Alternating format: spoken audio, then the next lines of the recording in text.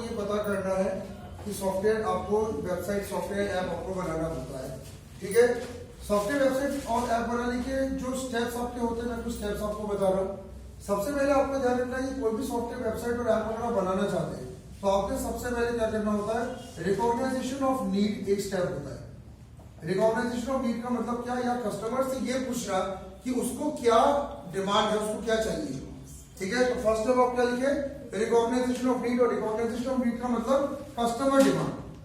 आप यहाँ पे क्या करते हैं, कस्टमर की डिमांड को पता लगाते कि कस्टमर को चाहिए क्या।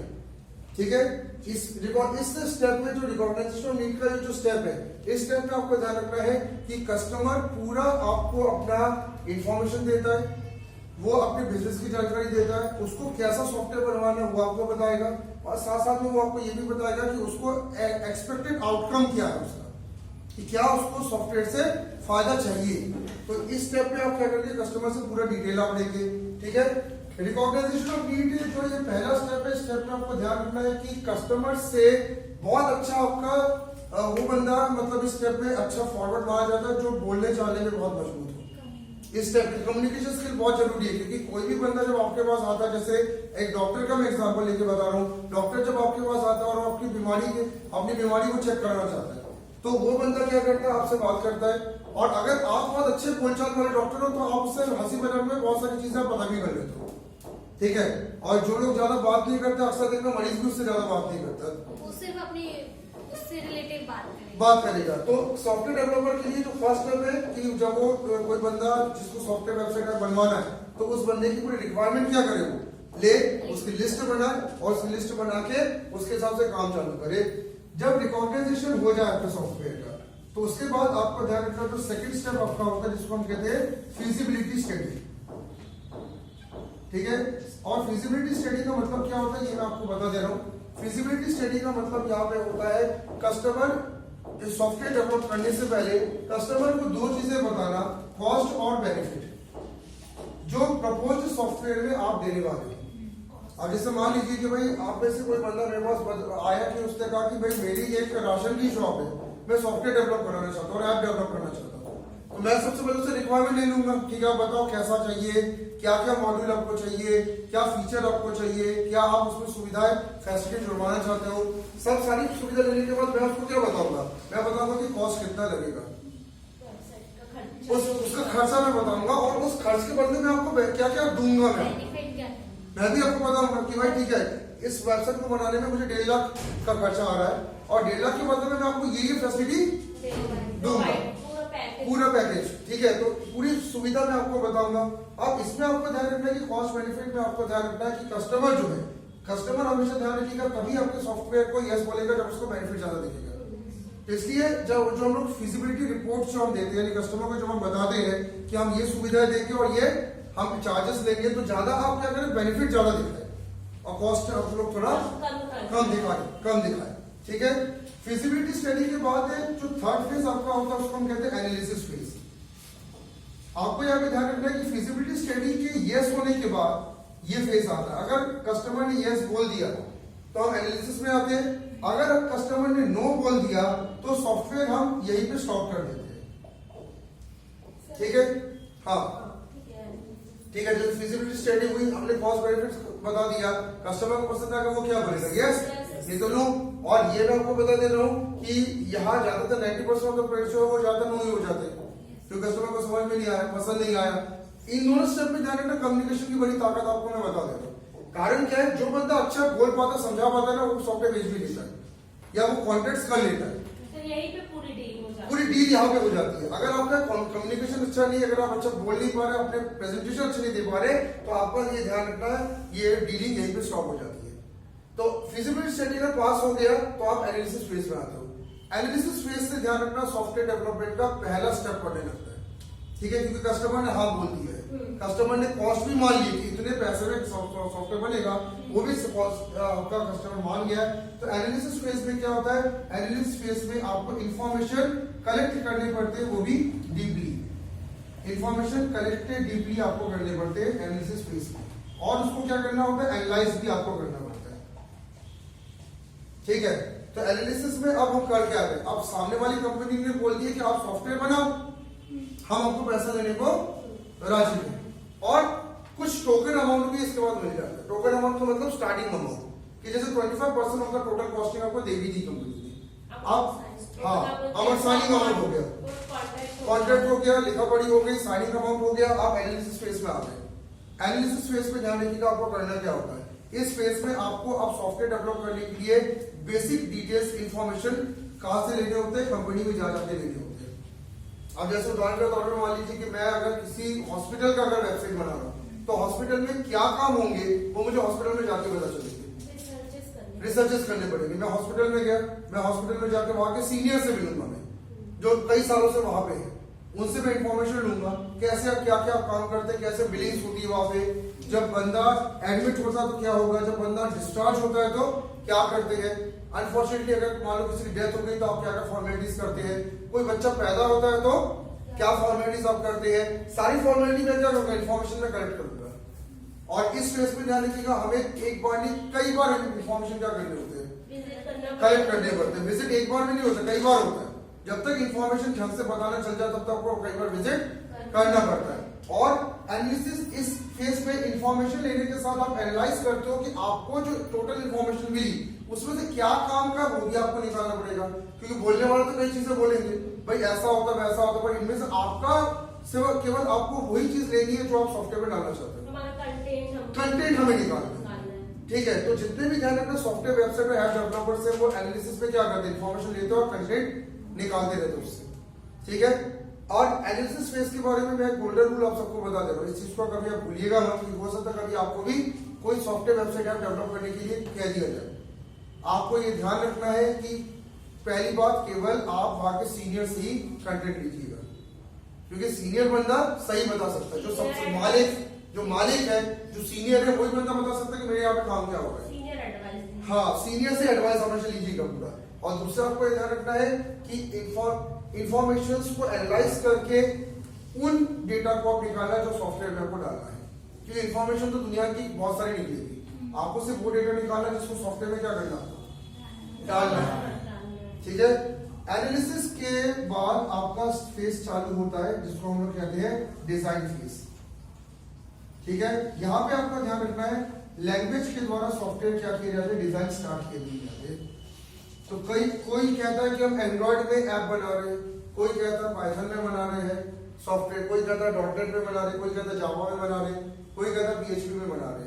ये सब के सब किसमें है, डिजाइन मतलब कंप्यूटर में बैठ के आप क्या कर रहे हो, एक्चुअली आप डिजाइन कर रहे हो, कंप्यूटर में बैठ के एक्चुअल क्या कर रहे हो, आप वर्क कर रहे हो। ठीक है, और ये आपको ध्यान रखना है कि डिजाइन फेज को एक मामले में बड़ा क्रूशियल माना गया है, क्योंकि इस फेज में क्या होता है, जो कंपनी जिसने सॉफ्टवेयर डेवलप करने का आपको ऑर्डर दिया है वो कंपनी कई बार क्या करती है, आपके सामने भी आती है। ठीक है, और आपसे क्या करती है, सॉफ्टवेयर का पूरा डिटेल देखती है कि आप कितना सॉफ्टवेयर डेवलप कर रहे हो। तो इसलिए आपको ध्यान रखना है कि इस फेज में आपको बार बार कंपनीज के भी लोगों को दिखाना पड़ता है कि आपने अभी तक कितना डिजाइन कर लिया है, देनी पड़ती है। ठीक है, हाँ, एक रियल लाइफ की मैं एक बात बता दे रहा हूँ कि जितने भी आप ऐप चला रहे हो इनके डिजाइन फेज में कई बार जो डिजाइन करवा रहा हो कई बार देखने आता है कि भाई आपकी नई डिजाइन कितना कर दिया और डिजाइन सही किया कि नहीं किया। ऐसा नहीं कि डिजाइन गलत कर दो, अगर डिजाइन गलत करो तो वो आपको क्या करते हैं, सजेस्ट करते हैं कि भाई इस चीज को आप क्या कर दो, बदल दो। आपको मानना पड़ेगा क्योंकि आपने पैसा लिया हुआ, कॉन्ट्रैक्ट आपने साइन किया हुआ है। पूरे वेब डिजाइनिंग में ध्यान रखना ये सबसे बड़ा पोर्शन होता है। सबसे बड़ा टाइम किसमें लगता है, डिजाइन में लगता है। ठीक है, जितना बड़ा प्रोजेक्ट होगा उतना बड़ा ध्यान रखिएगा डिजाइन होगा, डिजाइन टाइम आपको लगेगा, आपको डिजाइन टाइम लेना पड़ेगा। डिजाइन फेज में आपको ध्यान रखना सारे एक्सपर्ट काम करते हैं। कौन काम करता है, सारे लैंग्वेज एक्सपर्ट जो है वो डिजाइन फेज में क्या करते हैं, काम करते हैं। जैसे मुझे अगर डिजाइन फेज में मैं उतर रहा हूँ तो जावा का अगर सॉफ्टवेयर तो मैं जावा के एक्सपर्ट को हायर कर दूंगा। ठीक है, अगर मैं पाइथन में सॉफ्टवेयर बना रहा हूं तो मैं किसको हायर करूंगा, पाइथन। अगर मैं एंड्रॉइड में बना रहा हूं तो मैं किसको हायर करूंगा, एंड्रॉइड में। तो ये आपको ध्यान रखना कि इधर पूरे डेवलपर काम करते हैं और इनका एक टीम लीडर होता है जो क्या करता है, पूरे काम को संभालता है। सर यहाँ तक के फेसेस डेवलपर का काम हो गया है। नहीं, अभी और भी आगे जाएगा। ये जो फेज है आपको ध्यान रखना, इसमें अगर आप देखें तो ये दो फेज जो रहते हैं, ये एनालिस्ट का फेज रहता है जो एनालाइज करता है, पूरा इंफॉर्मेशन निकालता है। दो क्या, ये तीन तक। ये आपका सीनियर बंदा जो है, सीनियर बंदा आपको तीन फेज करता है। ठीक है। उसके बाद फिर ये यहाँ का काम जो रहता है वो डिजाइनर और डेवलपर यहाँ पे रहता है। डिजाइनर और डेवलपर कहाँ पे रहते हैं? इधर रहते हैं डिजाइन फेज में, ठीक है। और सबसे बड़ा फेज यही है, आपको ध्यान रखना है, ठीक है। डिजाइन फेज के बाद जो अगला फेज जो आपका आता है उसको हम कहते हैं यहाँ पे टेस्टिंग फेज। तो नेक्स्ट फेज आपका जो आता है उसको हम कहते हैं टेस्टिंग फेज, डिजाइन के तुरंत बाद। अब आपका सॉफ्टवेयर क्या हो चुका है? डेवलप हो चुका है। तो सॉफ्टवेयर डेवलप होने के बाद आपको ध्यान रखना उसको क्या करना है? टेस्ट करना है कि वो सही है कि गलत है। और ध्यान रखिएगा कोई भी चीज बिना टेस्ट किए मार्केट में लॉन्च नहीं हो सकती। आप जितने भी ऐप चला रहे हो, जितने सॉफ्टवेयर चला रहे हो, सब टेस्टेड है, ठीक है। टेस्टिंग में भी आपको ध्यान रखना दो तरह के टेस्टिंग होते हैं, एक होता है व्हाइट बॉक्स और एक आपका होता है ब्लैक बॉक्स। ये तो मैं कॉन्सेप्ट आपको यहाँ पे बता दे रहा हूँ कि दो टेस्टिंग है क्या। व्हाइट बॉक्स टेस्टिंग में क्या होता है? प्रोग्रामर खुद ही टेस्ट करता है, जो सॉफ्टवेयर बना रहा है ना खुद ही टेस्ट करते हुए चलता है कि सॉफ्टवेयर सही बन रहा है कि नहीं बन रहा है। हमने बना, हमने टेस्ट कर लिया, ठीक है। जैसे आप लोग भी देखते हैं कि भाई घर में आप लोग अगर कोई डिश बनाते हो तो डिश में आप खुद भी तो टेस्ट करते रहते हो, भाई नमक सही आया कि नहीं, शक्कर सही है कि नहीं, हल्दी सही होगी नहीं, ठीक है। तो आप लोग जो सेल्फ टेस्ट करते हो व्हाइट बॉक्स होता है। पर उसके बाद आपको ध्यान रखना है कि मेन टेस्टिंग जो होती है वो होती है ब्लैक बॉक्स, जिसमें आपका टेस्टर्स रहते हैं जो क्या करते हैं? टेस्टिंग करते हैं। इसके लिए प्रोफेशनल टेस्टर्स हायर किए जाते हैं, एक्सपर्ट्स, जो उसका कई सालों का अनुभव है। वो बंदा फाइनली टेस्ट करता है और वही वेरीफाई करता है कि आपका सॉफ्टवेयर वेबसाइट है ठीक है कि नहीं है, ठीक है। और टेस्टर्स सबके सब हाईली एक्सपीरियंस होते हैं। सर वो अभी जो सना आप भी बना रही थी ना वेबसाइट, हाँ तो ये पूरा हो गया? हाँ, तो लग गई ना जॉब, सना तो जॉब में लग गई थी, वो कर रही थी ना जब यहाँ आती थी वेबसाइट। हाँ, उसका हो चुका पूरे काम। तो टेस्टर आप किसी भी संस्था में अगर आप जाओगे तो ध्यान रखना टेस्टर्स अलग होते हैं। ये सबसे सीनियर सुपर प्रोग्रामर्स होते हैं। ये पूरे सॉफ्टवेयर डेवलपमेंट में कहीं नहीं आएंगे, टेस्टिंग में आएंगे। और जब तक ये टेस्ट सॉफ्टवेयर को पास नहीं करेंगे सॉफ्टवेयर आप लॉन्च नहीं कर सकते, ठीक है। इनकी बात ज्यादा मानी जाती है। और ये सॉफ्टवेयर आजकल मार्केट में चलता है सेलेनियम। सेलेनियम इस समय बहुत बूम में चल रहा है। तो सेलेनियम में टेस्टर्स क्या करें? सेलेनियम से टेस्टिंग करते हैं। इसकी कोर्सेज भोपाल में बहुत ज्यादा चलती है। सेलेनियम जो भोपाल में टेस्टर्स बहुत बनते हैं इससे, ठीक है। वो अलग, वो एक अलग टूल है। अभी जबलपुर में सेलेनियम का ज्यादा नहीं है, ठीक है। टेस्टिंग के बाद फिर नेक्स्ट काम होता है आपका इम्प्लीमेंटेशन। अब जब सॉफ्टवेयर आपका टेस्ट हो गया तो आपको सॉफ्टवेयर को क्या करना है? फाइनली इंप्लीमेंट करना है। इंप्लीमेंट करना मतलब ये सॉफ्टवेयर आप संस्था को दोगे जिसके लिए आपने सॉफ्टवेयर को बनाया था। और इम्प्लीमेंटेशन में आपको ध्यान रखना है दो मेजर प्रॉब्लम आपके सामने रहती है। प्रॉब्लम नंबर 1 आपका ये रहता है कि आप जो सॉफ्टवेयर डेवलप कर रहे हो उसके हिसाब से आपको वहां के कंप्यूटर्स को टेस्ट भी करना पड़ता है और उसको एडवांस फॉर्मेट में लाना पड़ता है।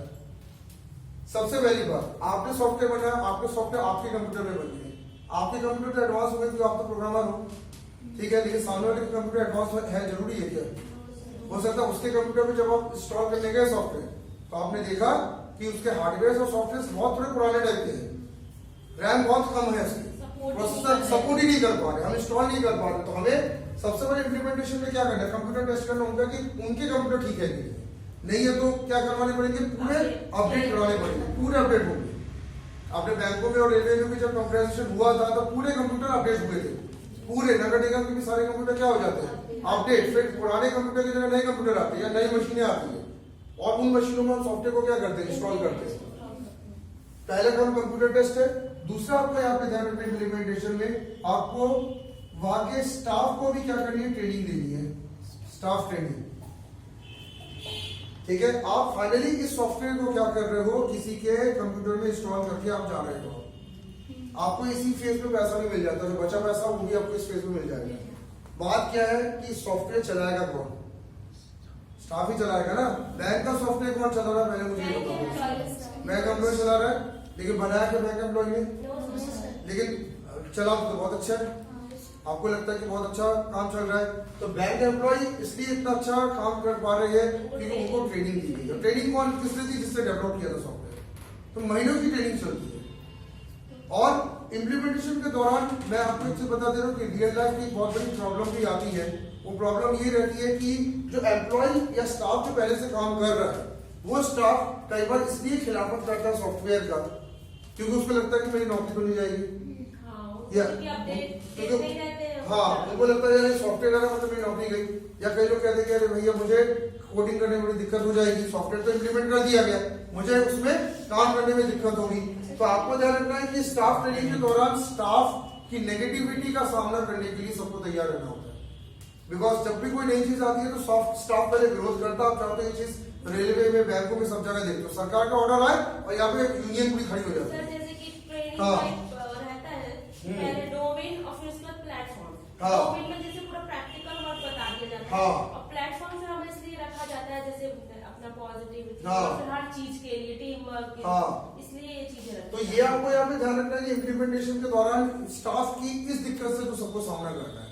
तो इसके लिए भी प्रिपेयर ठीक है, तो आपको मेंटली प्रिपेयर रहना पड़ेगा। हर आईटी वाले को ये ध्यान रखना है कि कोई नई चीज अगर वो लॉन्च करेगा तो उस ऑर्गेनाइजेशन के स्टाफ आपका विरोध करेंगे पहले, और स्टाफ में क्योंकि यूनियंस भी रहते हैं तो पूरे यूनियन आपके खिलाफ हो जाएगा। तो आपको उनको समझाना पड़ेगा कि सॉफ्टवेयर से क्या काम होगा, आपके नौकरियां नहीं जाएंगी, आसान है इसको चलाना, आप सीखिए। तो ट्रेनिंग्स के लिए इंस्पायर करना आपको पड़ेगा। तो ये आपको ध्यान रखना है कि सॉफ्टवेयर इम्प्लीमेंटेशन के दौरान आपको ये ध्यान रखना है पेशेंस की बड़ी जरूरत होती है, जो मैं हमेशा कहता हूँ। क्योंकि आप कोई भी चीज, नई चीज जब आप करते हो ना इंस्टॉल, तो उसमें आपको थोड़ा पेशेंस के साथ उनको क्या करना होता है, डील करना पड़ता है। और इम्प्लीमेंटेशन के बाद लास्ट आपका क्या रहता है, मेंटेनेंस रहता है। ठीक है, मेंटेनेंस आपको ध्यान रखना है कि ये लाइफ टाइम प्रोसेस आपके सॉफ्टवेयर में रहता है, मेंटेनेंस। ठीक है, आपके सॉफ्टवेयर में ध्यान रखिएगा कभी ना कभी कोई ना कोई खराबियां आती जाती है। तो अगर कोई कंप्यूटर में खराबी है, सॉफ्टवेयर में अगर कोई फाइल करप्ट हो जाए, सॉफ्टवेयर में मान लो कि कोई मॉड्यूल काम करना बंद कर जाए, तो आपको ये ध्यान रखना है कि सॉफ्टवेयर के केस में मेंटेनेंस उसी से कराते हैं जिससे सॉफ्टवेयर डेवलप करवाया है। सॉफ्टवेयर और हार्डवेयर में एक डिफरेंस बहुत अच्छे से ध्यान रखिएगा। आप गाड़ी खरीदते हो और उसकी मेंटेनेंस आप कहीं कराते हो, रिपेयरिंग जिसकी बात करते हो। ठीक है, आपकी गाड़ी की रिपेयरिंग कंपनी में तो होती नहीं है, आप तो सर्विसिंग करने के लिए जो लोकल जिसके साथ बहुत अच्छी बनती है आप उससे सर्विसिंग कराते हो। बस सॉफ्टवेयर के मामले में आपको ध्यान रखना है कि मेंटेनेंस कौन करेगा, मेंटेनेंस हमेशा उसी से आपको करवाना होता है जिससे बना है, क्योंकि सबके काम करने के लॉजिक अलग अलग होते हैं। प्रैक्टिकल लाइफ की मैं बात कर रहा हूँ, हलवा गाजर का जो आप बनाते हैं, तो गाजर का हलवा हर इंसान बना सकता है, लेकिन कॉन्सेप्ट लॉजिक सबके अलग अलग होते हैं। ठीक है, लॉजिक सबके अलग अलग होते हैं, अपने अपने दिमाग के हिसाब से सब अलग अलग बनाते हैं। कोई कैसा बनाए, कोई कैसा बनाएगा। तो आपको ध्यान रखना है कि जो लॉजिक जिसने लगाया उसको समझ हो ही सकता है और कोई नहीं समझ सकता। ठीक है, लेकिन आपने जो दिमाग लगा वो आप ही समझ सकते हो, मैं नहीं, क्योंकि मैं अलग समझूंगा उस चीज को। सबके पॉइंट ऑफ अंडरस्टैंडिंग क्या होती है, अलग होती है। सबके अंडरस्टैंडिंग का लेवल सबका अलग होता है, रिजल्ट आएंगे लेकिन प्रोसेस सबके अलग अलग होंगे। ठीक है, और कोई भी गलत नहीं है, सब सही है, पर एक काम करने के हजारों प्रोसेस होते हैं। तो मेंटेनेंस हम लोग किससे करवाते हैं, जो फाइनली उस सॉफ्टवेयर को क्या करना है, डेवलप करना, मेंटेनेंस हम उसी से करवाते हैं। तो ये मैंने आपको कुछ स्टेप्स बताया कि स्टेप के हिसाब से क्या होते हैं, सॉफ्टवेयर वेबसाइट ऐप डेवलप किए जाते हैं, और उसको की स्टेप आपको समझ में आया होगा।